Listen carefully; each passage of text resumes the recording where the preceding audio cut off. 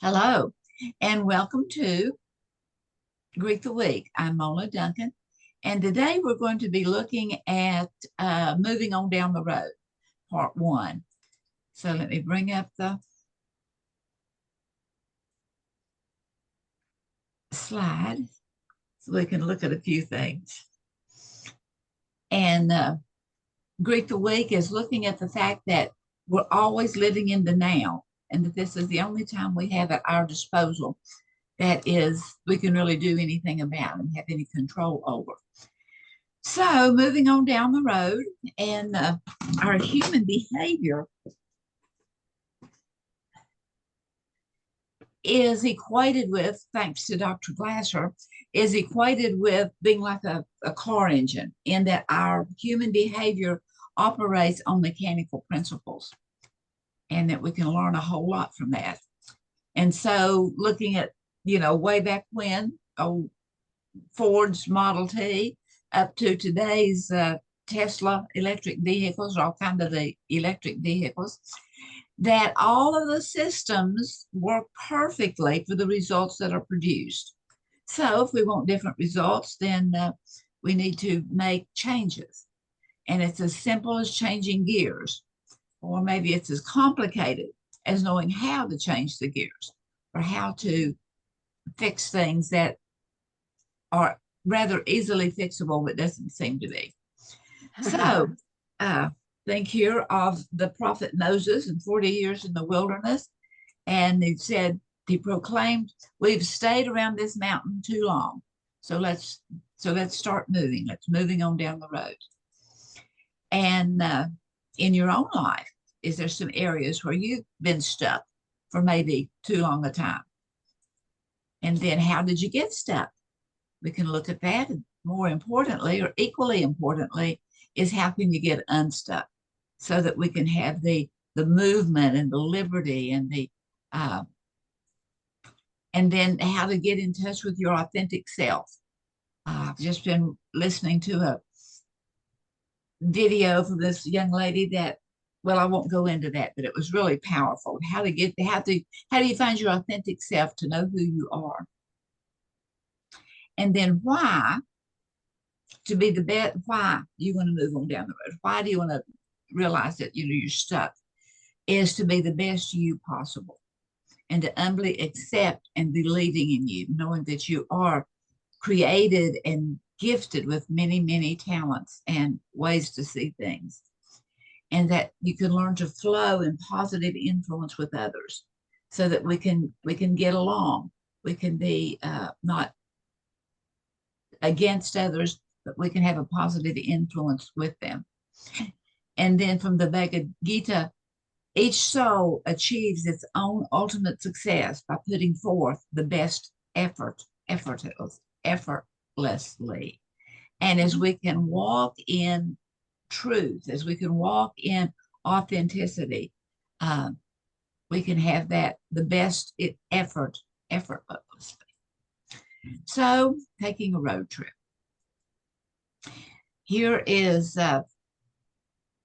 we think of moving and taking a trip, whether it's through airplanes or whatever, and the fun of it. And there is a lot of fun. There's also a lot of difficulty in catching planes on time, and in making hours of worth to fly over the oceans and so forth.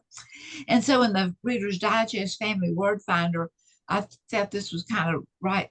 It would equate well with taking a road trip, that in fact, travel is just a variant of travail, meaning that it's painful, it's torturous, it's laborious. And so found that interesting. And Yogi Berra says, stay positive by not getting all negative. And sometimes whenever we have difficult things that's facing us, and even though we may be looking to all the joy that will come from it, it also has the difficulty. So even in the process of that, stay positive about it.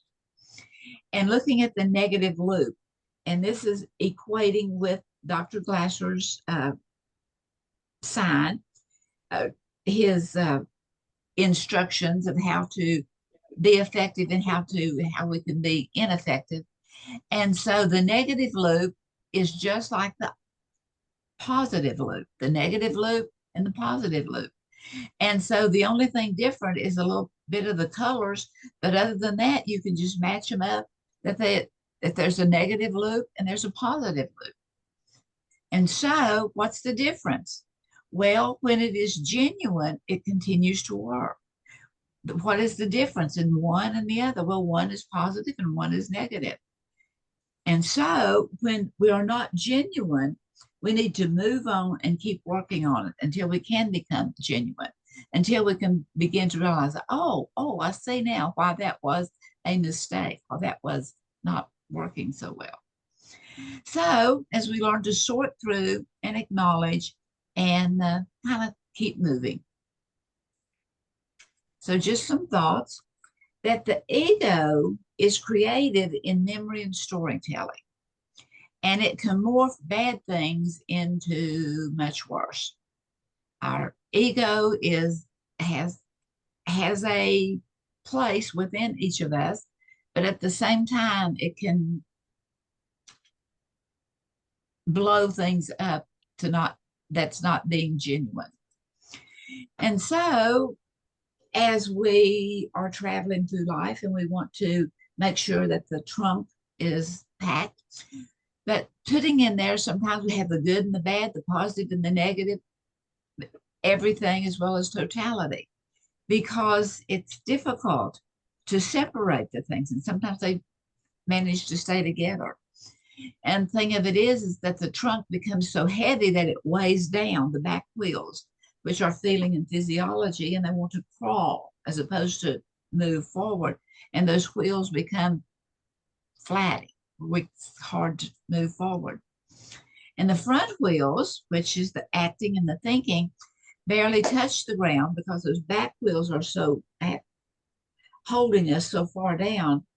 And the front wheels are trying to move forward, but it is difficult because those back wheels are still there with the feelings and the physiology.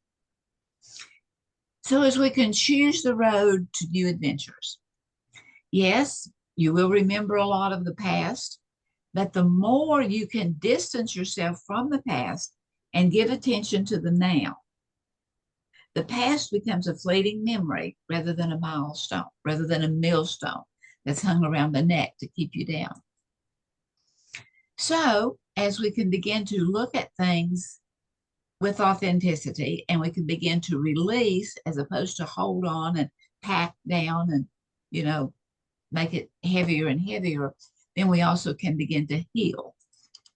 And so just some suggestions, some thoughts to dismiss the ego and begin to engage the wisdom heart, because that ego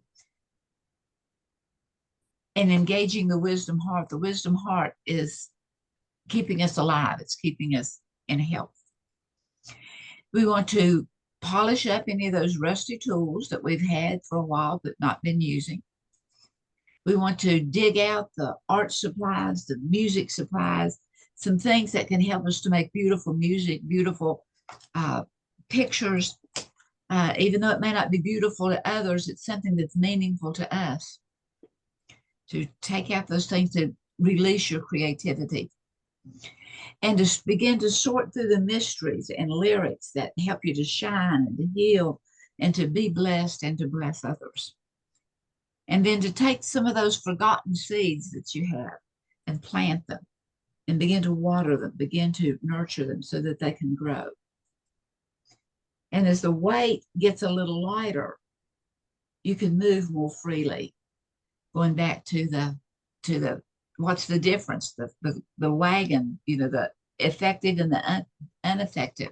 They look the same, but they're lighter. They move more freely, and So, think you can do it?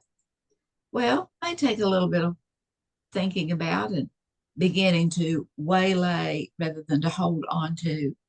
But wish you the best. So many blessings, and thank you for being here.